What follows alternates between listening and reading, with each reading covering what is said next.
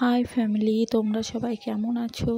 আশা করছি তোমরা সবাই অনেক অনেক ভালো আছো, আর আমিও অনেকটাই ভালো আছি। তো আবারও চলে এসেছি নতুন একটা ব্লগ নিয়ে।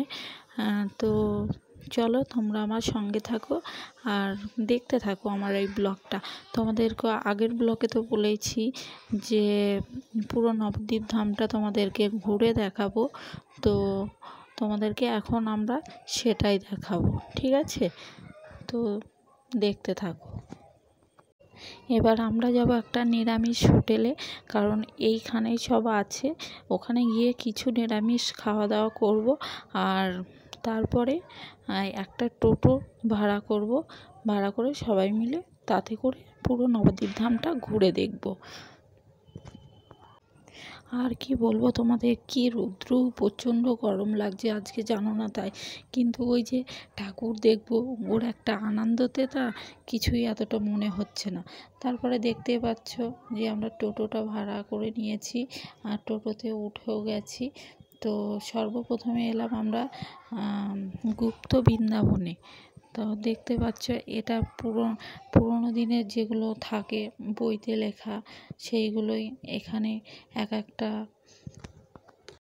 একটা সিনারির মতো করে করা আছে। কারণ এই গুপ্ত বৃন্দাবনের মধ্যে ঢুকলে না তোমরা বুঝতে পারবে। তো আমি তো এর সম্পর্কে বেশি কিছু জানি না, যা দেখেছি তোমাদেরকে সেটাই তোমাদের সাথে শেয়ার করছি, ঠিক আছে? তো এটা মনে হয় যত সম্ভব সোনার গৌরাঙ্গ। আমি অতটা বেশি জানি না, তোমরা প্লিজ কিছু মনে করো না, ঠিক আছে? আর সামনেই বসে আছে গোপাল সোনা, দেখতে পাচ্ছ। কারণ কি বলতো, এখানকার ঠাকুরগুলো এত এত ভালো, মানে তোমাদেরকে কি বলবো। তারপরে গেলাম নেক্সট আরেকটা মন্দিরে। আর এখানে কি বলতো, এখানে মানে হেবি সুন্দর জিনিস করা। আমরা পাহাড়ের মধ্যে দিয়ে চলে গেলাম, আর সব থেকে এখানকার আকর্ষণীয় জিনিস কি জানো, 60 ফুটের ঠাকুরটা। তা চলো তোমাদেরকে আমরা সেটাই দেখাবো। তো দেখতে পাচ্ছ আমরা গুহার মধ্যে দিয়ে যাচ্ছি। তা গুহার মধ্যেটা একটু অন্ধকার অন্ধকার, তোমরা আসলে অবশ্যই জানতে পারবে, বুঝতে পারবে যে কতটা ভালো লাগবে। আশা করছি তোমরা একবার এসে ঘুরে যাও, খুবই ভালো লাগবে।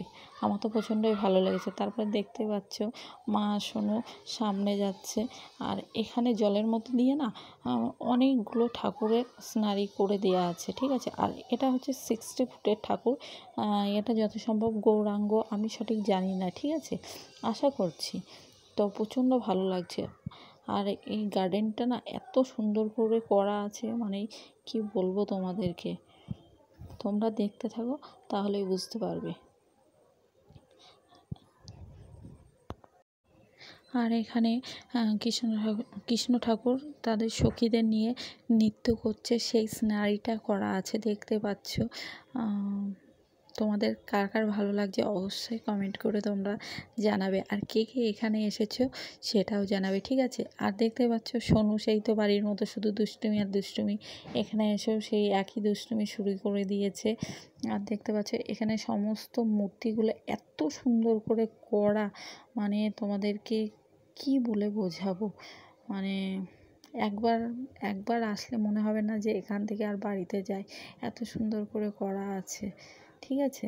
আর এখানে কিছু পশুদের ছবিও আছে, দেখতে পাচ্ছ সিনারি করা। এক কথায় বলতে অপূর্ব।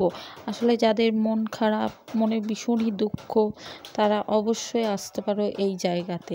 আসলে আমি মনে করি যে তুমি সমস্ত কিছু ভুলে যাবে, জীবনটাকে অন্যরকম একটা জীবনে বাঁচার চেষ্টা করবে, বুঝেছো? তো আমার তো প্রচণ্ড ভালো লাগছে, দেখতে থাকো, আশা করছি তোমাদেরও প্রচণ্ড ভালো লাগছে। তো এরপরে আমরা এগুলো দেখে সামনেই মিউজিয়াম আছে, এই সামনের মিউজিয়ামের মধ্যে আমরা যাব, সেখানেও অনেক সুন্দর সুন্দর ঠাকুর আছে। তোমরা কিন্তু অবশ্যই সঙ্গে থাকবে, আর যদি সঙ্গে না থাকো তাহলে তো অনেক কিছু মিস করে যাবে, তাই না বলো? আর এই সামনের ঠাকুরটাকে দেখছো, কারণ এখানে তালা দেওয়া ছিল, আমরা বাইরে থেকে দেখেছি, সামনেটায় যেতে পারিনি। আর কী বলো তো, তোমাদেরকে এর আগে দেখালাম না যে 60 ফুটের ঠাকুরটা, এই সাইড থেকে দেখো, ওইটা হচ্ছে 60 ফুটের ঠাকুরটা। আর এটা হচ্ছে আমাদের গোপাল সোনা। এখানে ইচ্ছা পূরণ করে এই গোপাল সোনা। এই গোপাল সোনার কাছে কেউ যদি কোনো মানত করো, তাহলে এই গোপাল সোনা সেই মানত মানে যে যা মনস্কামনা করো সমস্তটাই পূরণ করে, এটাই ওখানে লেখা ছিল।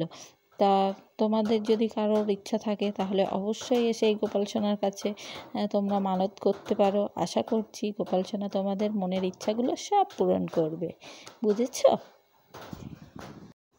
আর এই গোপাল সোনা থেকে যতগুলো ঠাকুর দেখছো, এগুলো সবই ছিল মিউজিয়ামের মধ্যে, ঠিক আছে? এই গৌরাঙ্গ সমস্ত ঠাকুর, মানে গোপালের ছোটোবেলা কীভাবে জন্ম হয়েছিল, মানে অনেক অনেক, মানে তোমরা যা যা এই ভিডিওটাই দেখতে পাবা, এই সবগুলোই মিউজিয়ামের মধ্যে ছিল, ঠিক আছে? কত সুন্দরভাবে ফুটিয়ে তুলেছে, তোমরা সামনে থেকে না দেখলে সত্যিই বিশ্বাস করতে পারবে না যে এত সুন্দরও হয়।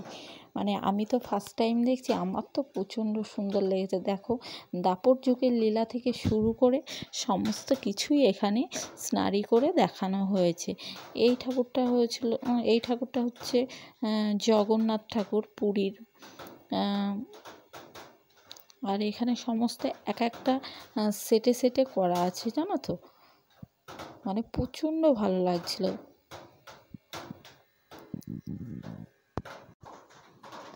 আর তারপরে আমরা চলে এলাম একবারে লাস্ট মুহূর্তেই, বুঝতেই পারছো। আর এখানে সব থেকে একটা জগন্নাথ দেবের মূর্তি ছিল, জানো তো? মানে এত সুন্দর লাগছিল কি বলবো। তারপরে দেখলাম সত্যযুগে দেখতে পাচ্ছ ঠাকুরের সিনারিটা। তারপরে এইগুলো দেখার পরে আমরা যাব বাইরে। মানে এখনও পর্যন্ত আমরা মিউজিয়ামের মধ্যেই আছি, বুঝতেই পারছো। তারপরে বাইরেও আরও সুন্দর সুন্দর জিনিস আছে, দেখতে থাকো।